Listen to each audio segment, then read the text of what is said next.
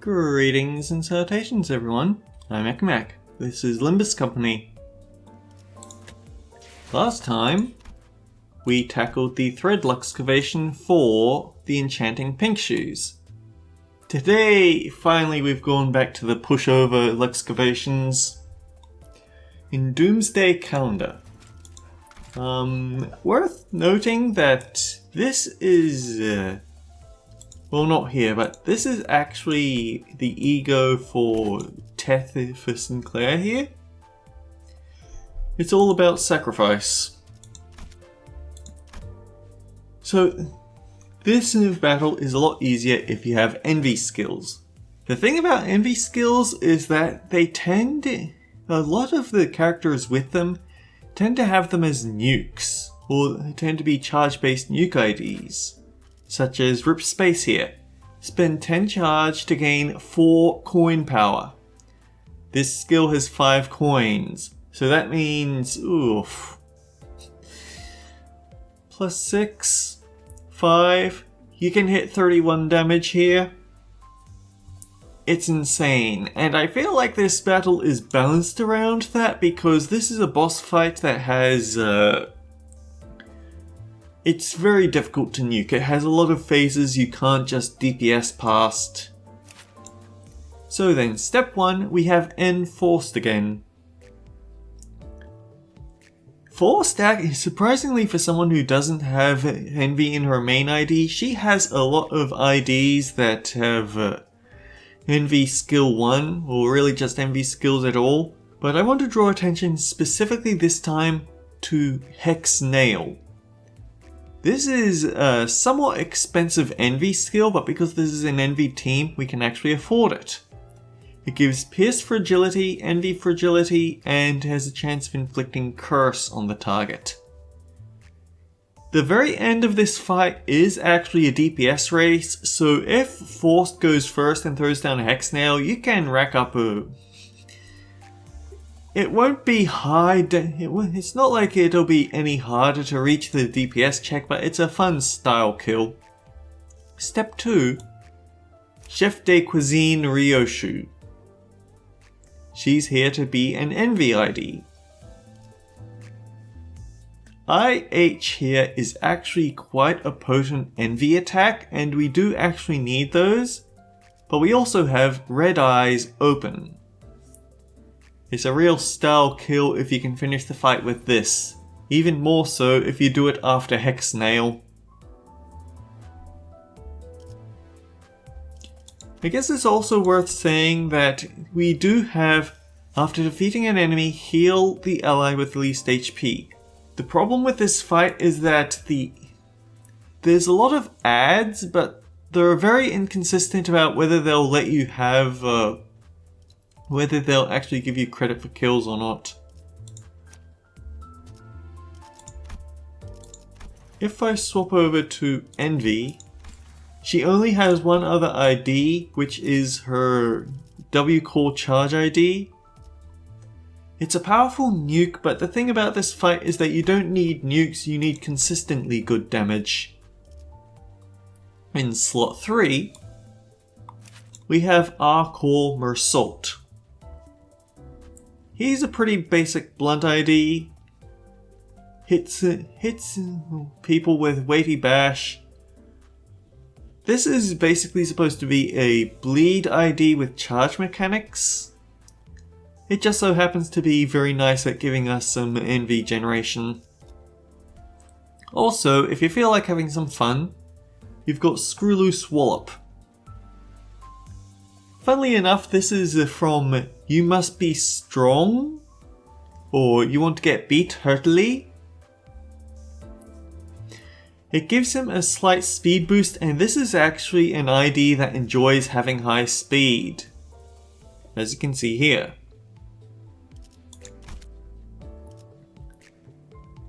He does also have the W-Core Mersault ID, which gives him... This one is more support based, but also kind of tanky. The thing is, I think I like having blunt resistant IDs in this fight more than I like having slash resistant ones. which he is not. He just gets slash resistance from using his rip skill. If you really want to, Honglu's one identity with envy skills is actually decent. He's good at getting kills with Shank, because when he gets to the heads, if he gets a heads hit on his third coin and the target is at low HP, then he uses it a second time. That's nice. Mutilate is not as good as it sounds. Again, this is a fight with a lot of trash ads, but they have weird interactions with the actual kill mechanics. I've tried killing these guys with Mutilate before, it doesn't trigger the reuse. And the thing is, he actually does kind of rely on Gluttony skills, but he's the only person in this team with Gluttony skills, so I don't have the best history with him. Slot 4, Sunshower Heathcliff. Ironic, isn't it? It's his rabbit form that has the most noise about it, but it's his less optimal 000 ID that I'm using here. Or using first. This is a negative coin ID, which means he wants to be at low SP to get his attacks off. He does give us a Wrath counter, that's nice for resource generation. His negative coins actually work very well with Telepole here. Good luck affording it in time. But one nice draw to this class is that when we get to 3 Envy, which is going to happen, it's extremely difficult to end up without the 3 Envy. At the start of the combat phase, spend 1 sinking count, lose SP by the current amount of sinking. Before being hit by an attack, gain protection equal to this unit's sinking. Up to 5 protection can be gained per turn, and gain blunt damage each time he gets hit. All of his skills inflicts, well, 3 of his 4 skills will inflict sinking on himself, but only one of them can actually manage the count properly, so you can actually force his SP down quite a bit, but not so far that you have to worry about accidentally triggering an ego overload.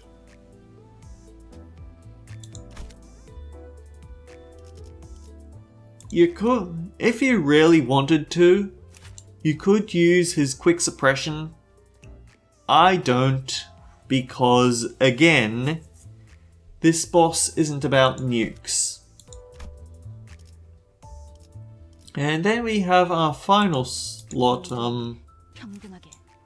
Shi Association Ishmael here. This is more of a vanity thing than actually good for this fight, because the enemies here use Sloth Blunt or Lust Slash. She's going to take neutral damage from the slash damage, but she's going to really suffer from the blunt. The reason we use Shi Association character is because they gain bonuses from being low HP. And it's actually really easy to intentionally lower your HP in this fight. Unfortunately, you can't get it below 50%. I've tried. By the time that happens, the fight's already over.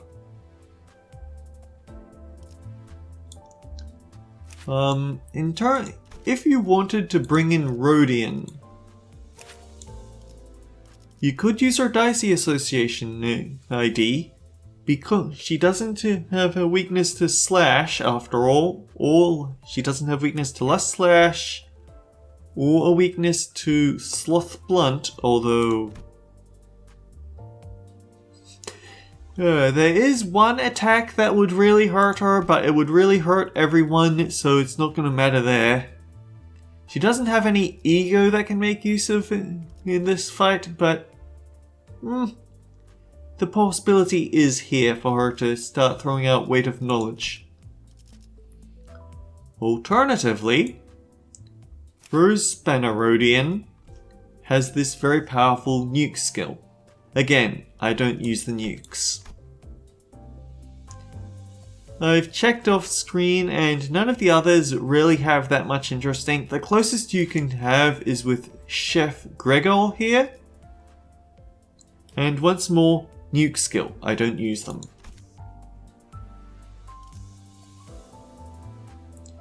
So yeah, let's go.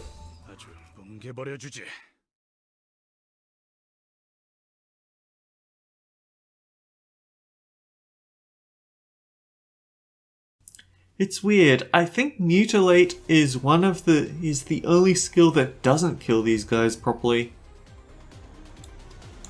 So turn 1, we just have some Doomsday clay dolls to take out. We can't actually target the calendar yet.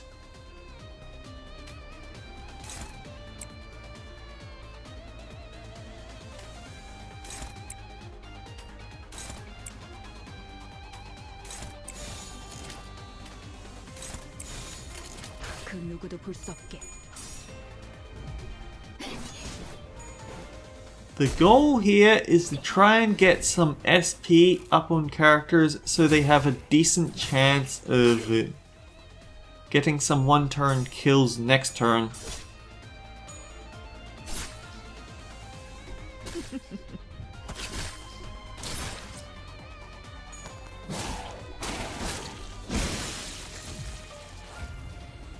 The downside is that because these guys are much lower level in comparison to my sinners, we don't get SP for kills.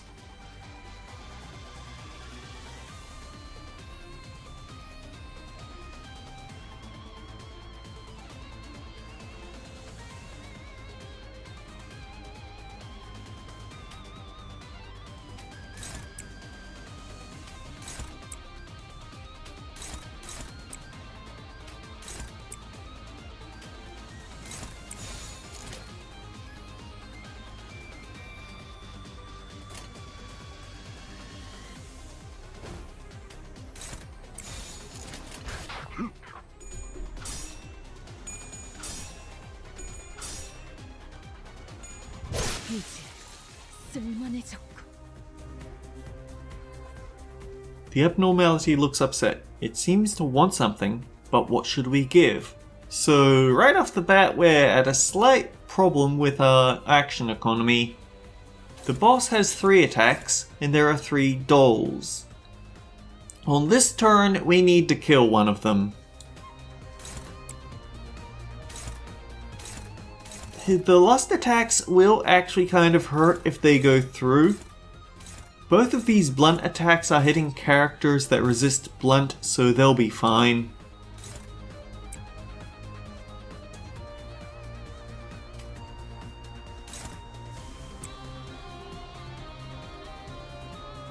We actually do not want this attack to go off, so Wrath skill there. It's actually better for Heathcliff if he doesn't clash with anyone, so you hit that one from the side.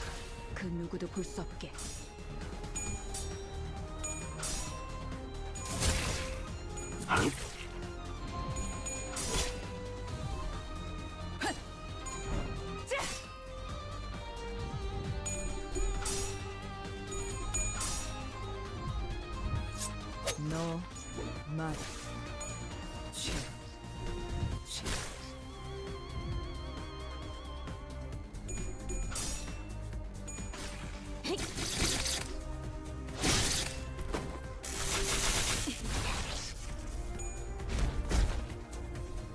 This is not going well.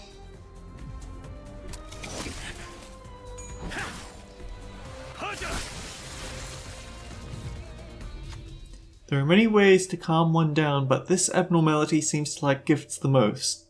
A fresh batch of blood might be able to appease it. So, if you do not kill a clay doll on the turn that the abnormality has there to pop up, then you have to offer a sinner. This will cost HP and force them into a skill check. If you pass the skill check, then it's as effective as offering a clay doll. I usually don't fail the skill check though, so I don't know what failing them it does. You gave a living doll as tribute. Satiated, the abnormality calmed down for a moment.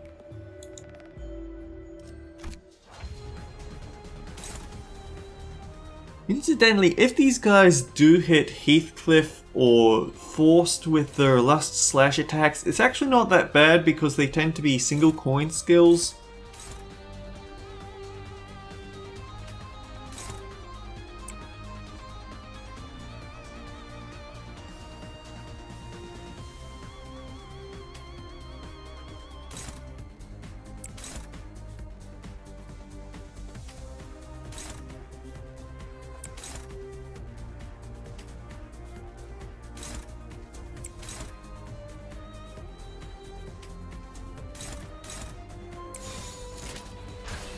무슨 맛일까?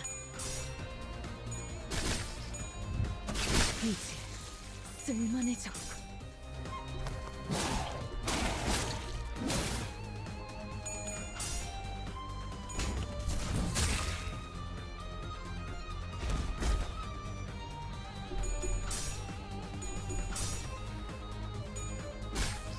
알겠어. 침묵을 안겨드리죠. We've broken one arm, now let's do something about the other.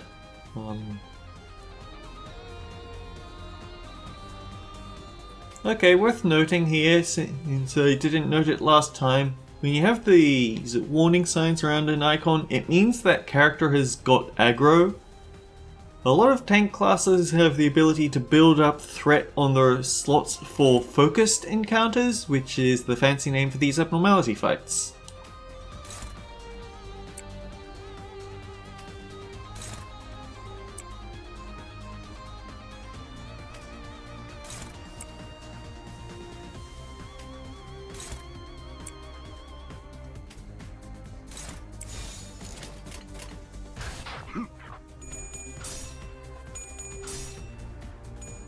알겠어.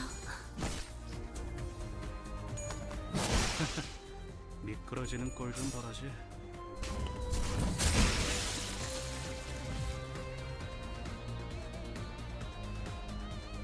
So, new phase.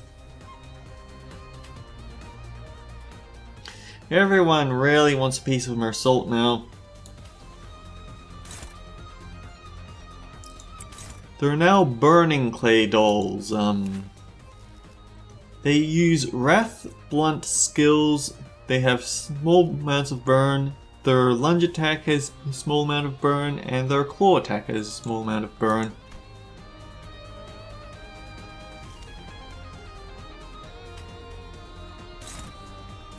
We at least don't have to kill them on one turn this time.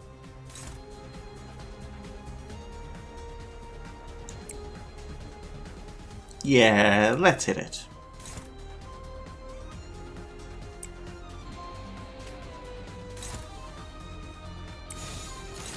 The thing is, that's not going to do very much because he resists blunt and he's not weak to wrath. So yeah, that can go unopposed.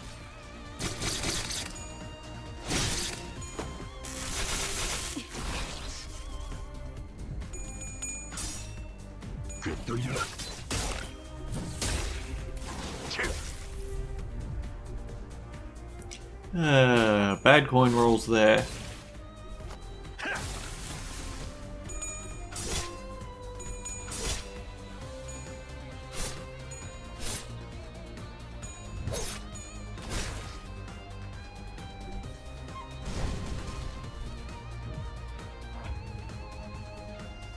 The heat of the abnormality is wearing everyone down. We'll have to make an offering to calm its wrath. We have to kill an enemy on this turn.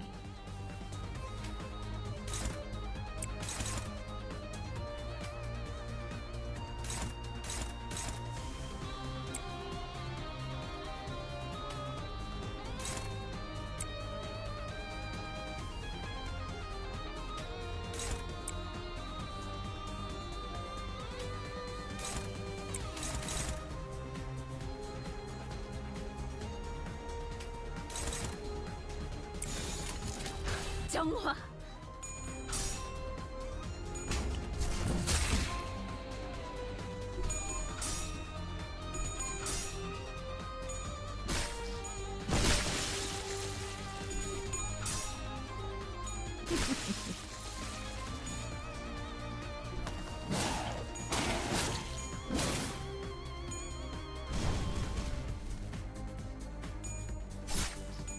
완전한 침묵.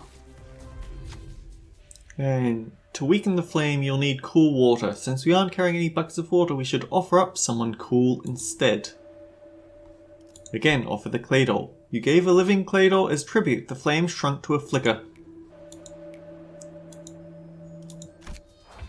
So now it's not setting everyone on fire, thank goodness. The thing is that yes, you could keep throwing Ishmael to it, and that would deplete her HP, but usually by this point, the abnormality is on its final phase, and the HP depletion will actually have her staggered so she can't take advantage of that for her flashing strikes. It's highly unfortunate.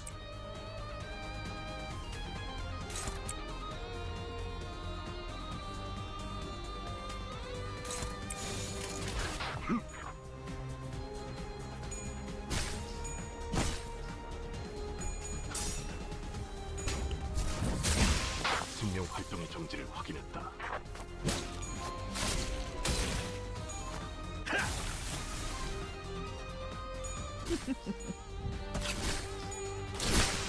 이제 쓸만해졌고.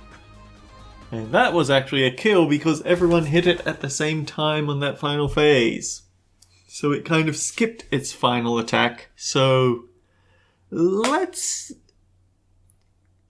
go another couple of times and fast forward, see if we can get to show off that final attack. 순수한 세상으로. 아주 뭉개버려주지.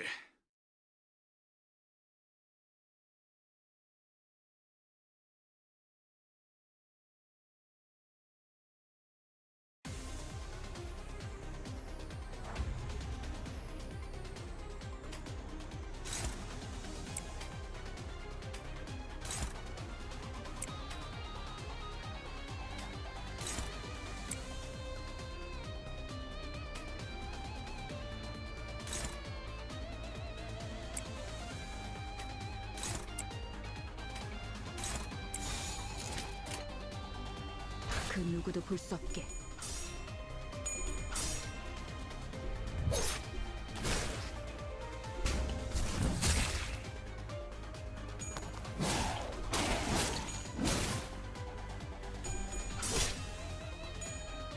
완전한 침묵.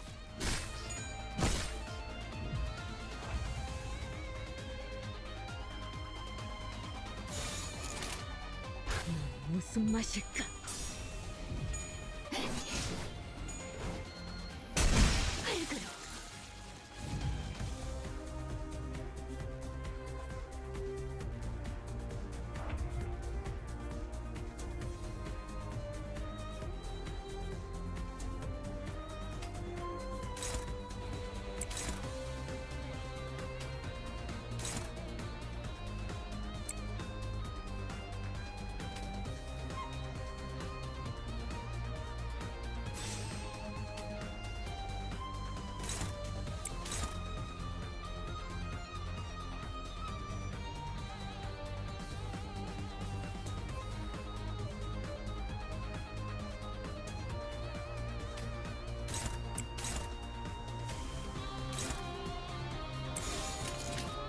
정화.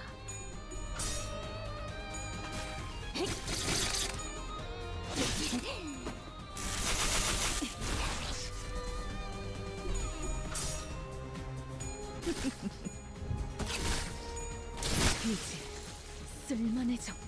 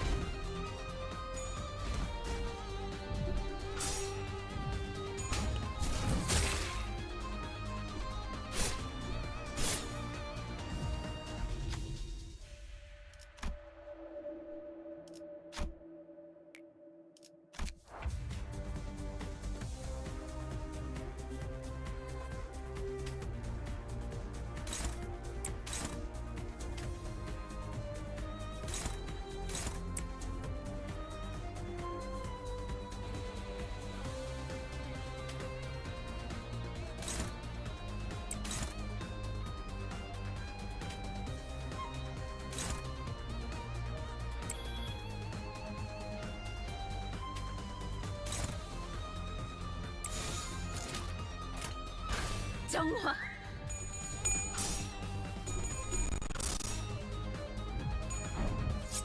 너 말. 취. 취.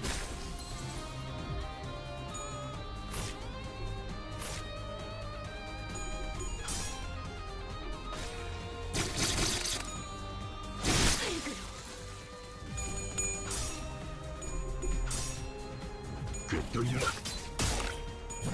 전열이 무너졌고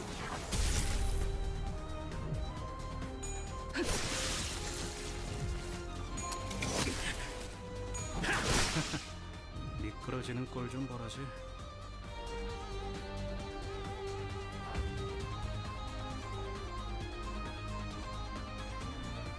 Alright, let's try something crazy. Oh wait, we don't have the resources to do that this turn, but let's give it a little bit longer.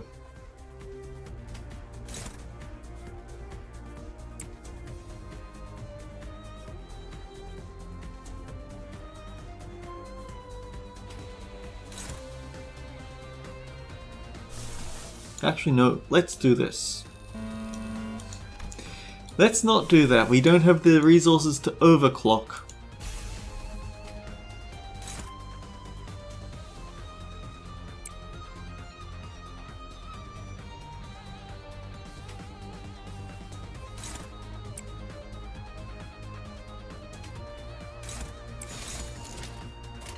정화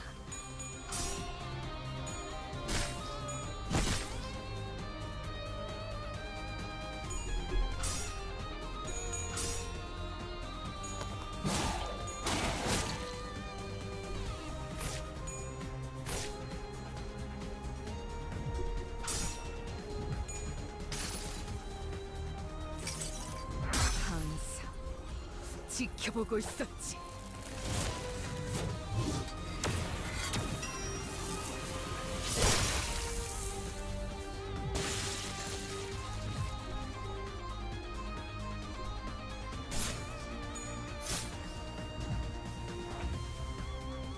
The heat of the abnormality is wearing everyone down. We have to make an offering.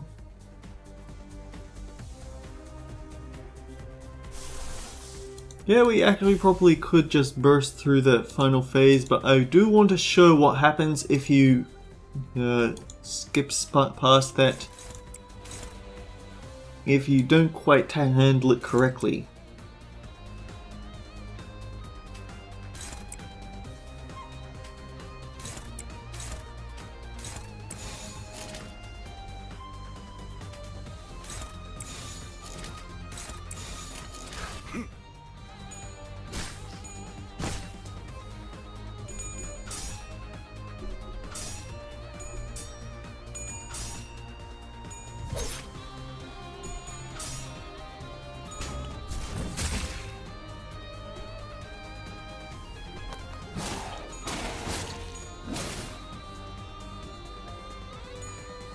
완전한 침묵.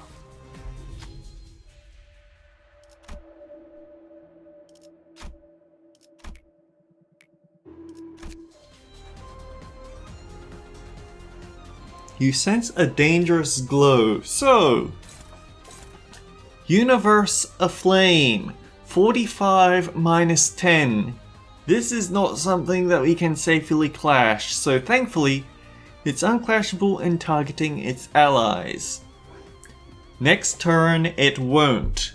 This is the DPS check of the fight. We have to kill it before... So basically we have two options. Either we kill it on this turn at 50 HP, that's going to be really easy to do.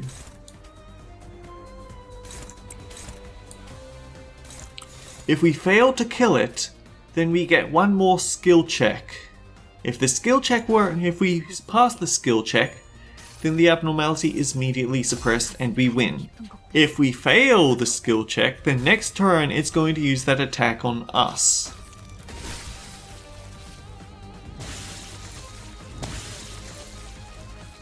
So while it's definitely possible to just blitz past the ending there, if you're like I said, this fight is mostly about sustained damage, so you can being able to kill those dolls on the second turn. 이 정도면 It can definitely be nice to have a few nuke skills for the end there. Yeah, next time is the final of the standard abnormality Luxcavations. And then that'll be it from me until Bon Voyage. Until then guys, take care. I'll see you all around.